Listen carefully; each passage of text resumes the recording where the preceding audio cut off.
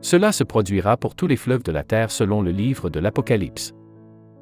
Le livre de l'Apocalypse est renommé pour son utilisation d'une représentation visuelle marquante et symbolique. Ces visions font des prédictions particulières sur ce qui arrivera aux rivières de la terre, offrant ainsi une idée des transformations prévues dans les derniers jours selon la Bible, à propos de la fin du monde. L'une des prédictions les plus frappantes de l'Apocalypse concerne la transformation des rivières du monde. Cette révélation fait partie d'un récit plus vaste au chapitre 16, où cet ange déverse cette coupe de la colère de Dieu sur la terre, provoquant différents événements chaotiques. Le contexte du chapitre 16 verset 3 de l'Apocalypse a fait l'objet de diverses interprétations. Il fait partie d'un récit plus large connu sous le nom des 7 bols de la colère de Dieu, représentant la série finale de jugements divins conduisant à la fin du monde, comme le décrit la Bible. Ce verset en particulier suggère un changement drastique et surnaturel dans le monde naturel, où l'eau des mers, et implicitement peut-être des rivières, se transforme en sang, entraînant la mort de la vie marine. Cette transformation est souvent interprétée comme une immense catastrophe écologique et un signe de la conclusion imminente de l'ère actuelle.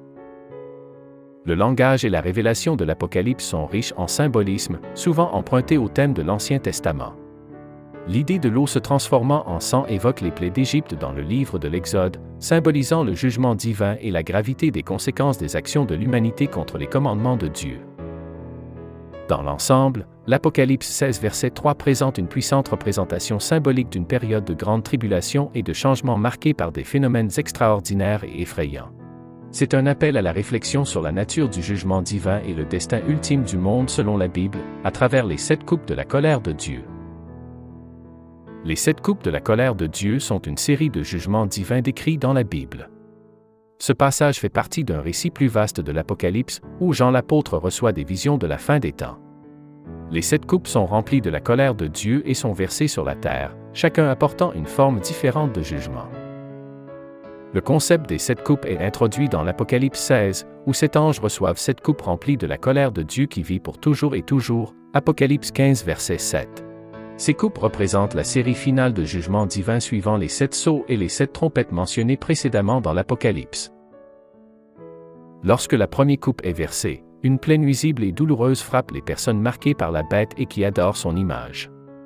Cela représente la manifestation physique du jugement de Dieu sur ceux qui se sont alignés avec le mal.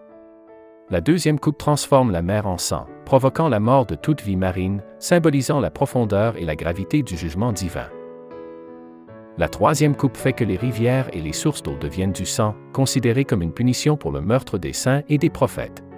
La quatrième coupe fait brûler les gens avec le feu du soleil, mais ils maudissent Dieu et refusent de se repentir, soulignant la dureté des cœurs humains face au châtiment divin. La cinquième coupe entraîne une grande souffrance et des ténèbres dans la région gouvernée par la bête, avec les gens si tourmentés qu'ils se mordent la langue et blâment Dieu malgré tout. Néanmoins, ils persistent dans leur voie sans se repentir. La sixième coupe assèche le fleuve Euphrate pour préparer le chemin des rois de l'Est, conduisant à la bataille d'Armageddon, symbolisant la confrontation finale entre le bien et le mal. La septième et dernière coupe entraîne des éclairs, des tonnerres, un séisme grave et d'énormes grêlons, signifiant l'achèvement du jugement de Dieu et la fin imminente de l'ordre mondial actuel.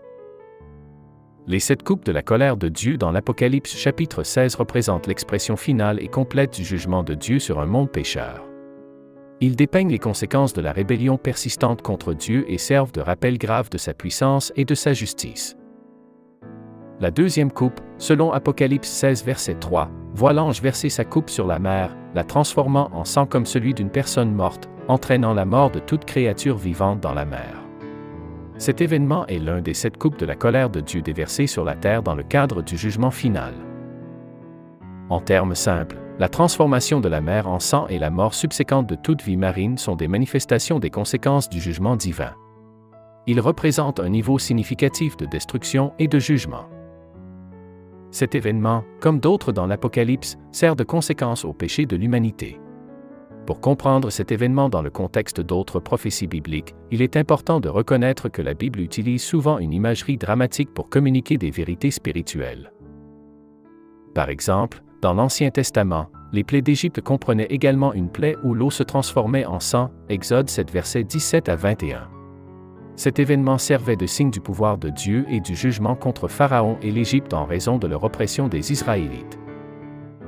De manière similaire, le symbolisme de la mer se transformant en sang dans l'Apocalypse peut être vu comme un signe de jugement ultime, symbolisant la nature irréversible du jugement final de Dieu sur un monde corrompu.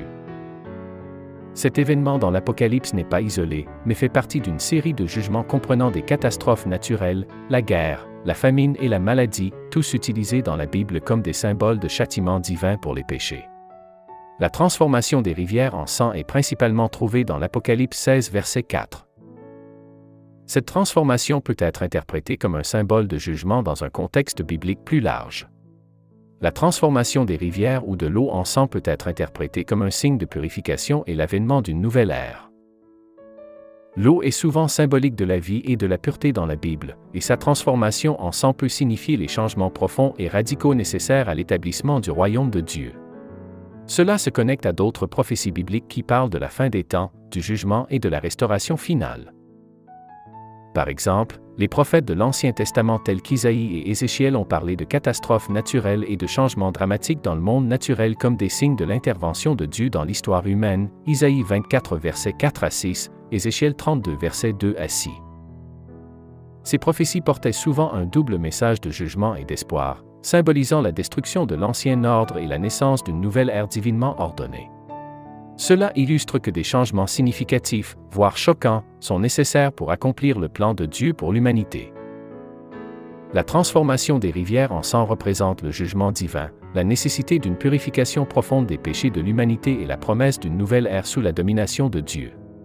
Cela témoigne de la gravité des intentions de Dieu et de l'ampleur des changements que son jugement entraînera, avec des implications pour la terre et l'humanité.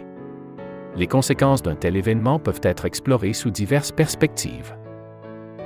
Impact environnemental. Si les rivières de la Terre se transforment en sang, cela poserait un grave problème environnemental. Les rivières sont cruciales pour l'écosystème, fournissant de l'eau pour la consommation, l'agriculture et soutenant la vie aquatique. La transformation en sang signifierait la perte de ces fonctions vitales, entraînant une pénurie d'eau généralisée, la mort des organismes aquatiques et l'effondrement des écosystèmes dépendants des rivières. Conséquences sociales et économiques, l'impact sur les populations et l'économie serait considérable. Les communautés et les sociétés qui dépendent des rivières pour leur alimentation et leurs activités lucratives telles que la pêche et l'agriculture connaîtraient d'énormes problèmes. Cela pourrait entraîner une pénurie alimentaire, des problèmes financiers, voire des troubles importants ou des effondrements dans les endroits les plus durement touchés. Comparaison avec d'autres passages bibliques, on peut établir un parallèle direct avec les plaies d'Égypte, notamment la première plaie où Moïse transforme le Nil en sang, Exode 7 verset 17. Dans le livre de Joël, des prophéties sur la fin des temps évoquent des perturbations célestes et terrestres, Joël 2 verset 30 à 31, utilisant l'imagerie du sang comme signe de jugement et de la fin des temps, bien que cela ne fasse pas directement référence aux rivières se transformant en sang.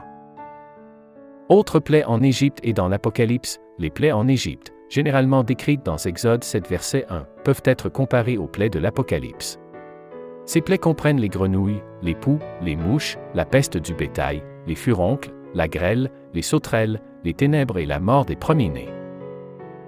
Une troisième de la mer se transformant en sang est également mentionnée dans l'Apocalypse, Apocalypse 8 versets 8 à 9, représentant une échelle plus petite par rapport à Apocalypse 16 verset 3, mais suivant le même thème du jugement par la transformation de l'eau en sang. Conclusion, dans l'Apocalypse, les rivières symbolisent souvent le flux des desseins de Dieu. Par exemple, dans Apocalypse 22 verset 1, il est mentionné un fleuve d'eau de la vie, aussi clair que du cristal, coulant du trône de Dieu et de l'agneau. Les rivières dans l'Apocalypse sont également associées au jugement et au renouveau. Ainsi, la transformation des rivières en sang représente le jugement divin, la nécessité d'une purification profonde des péchés de l'humanité et la promesse d'une nouvelle ère sous la domination de Dieu. Cela symbolise la guérison et la vie, comme on le voit dans Apocalypse 22 verset 2, où il est dit que la rivière nourrit l'arbre de vie, apportant la guérison aux nations. Dans un récit plus large, les rivières dans l'Apocalypse représentent le contrôle de Dieu sur les domaines naturels et surnaturels, montrant sa puissance pour juger, renouveler et donner la vie malgré les tribulations et les jugements décrits dans l'Apocalypse. Les rivières, en particulier dans Apocalypse 22 versets 11 à 35, offrent une vision d'espoir et de restauration. Elles symbolisent le renouvellement ultime de la création et la promesse de vie éternelle. Ces rivières font partie de l'accomplissement des prophéties bibliques, reliant des thèmes de l'Ancien Testament comme les rivières d'Éden et la promesse du Nouveau Testament d'un nouveau ciel et d'une nouvelle terre. C'est un appel à la fidélité qui nous rappelle l'importance de rester fidèle et plein d'espoir, en faisant confiance au plan de rédemption et de restauration de Dieu. Elles réunissent les thèmes de destruction et de renouveau du livre, mettant l'accent sur le contrôle de Dieu sur toutes choses et offrant de l'espoir au milieu des tribulations de la fin des temps. Prions, Père Céleste, nous venons devant toi avec des cœurs ouverts à ta parole, en particulier lorsque nous réfléchissons sur l'avenir de notre monde tel qu'il est révélé dans le livre de l'Apocalypse. Nous savons que les rivières de la terre occupent une place significative dans ton plan, en tant que symbole de la vie, du changement et parfois des défis à venir. Seigneur, guide-nous pour comprendre ces symboles non pas comme une forme de peur, mais comme des rappels de ta souveraineté sur toute la création. Aide-nous à voir les rivières non seulement comme des étendues d'eau, mais comme des courants de ta grâce infinie coulant dans les domaines de nos vies et de notre monde. Alors que la rivière de la terre se transforme dans ton plan divin, permets-nous aussi d'être transformés. Puissions-nous toujours être conscients de notre responsabilité de prendre soin de ta création, de préserver et de respecter le monde naturel qui est un témoignage de ta gloire et de ta sagesse. Donne-nous la force de faire face aux incertitudes de l'avenir avec foi et espoir, en faisant confiance à ta bonté éternelle et à ton amour. Enseigne-nous à puiser dans les eaux vives de ta parole, y trouvant la subsistance et la guidance nécessaires pour naviguer dans les complexités de notre époque. Dans les moments de changement, permets-nous d'être ancrés dans ton amour immuable. En cas de doute, remplis-nous de ta sagesse, et en toute chose, permets-nous d'être des agents de ta paix, apportant l'espoir à un monde dans le besoin. Au nom de Jésus, nous prions. Amen.